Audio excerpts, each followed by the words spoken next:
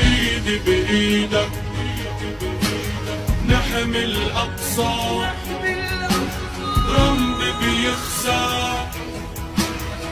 لا يا ظلم الأمريكان. ايدي بايدك نحمي الأقصى من فرعون